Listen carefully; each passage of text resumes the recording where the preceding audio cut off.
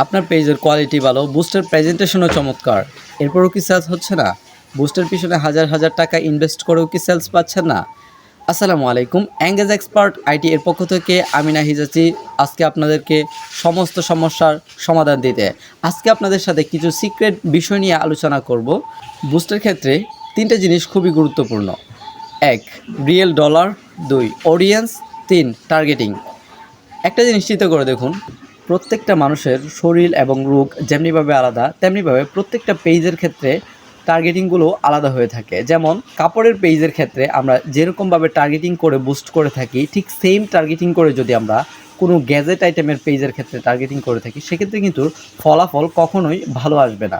সুতরাং টার্গেটিংটা হচ্ছে মেইন বিষয়।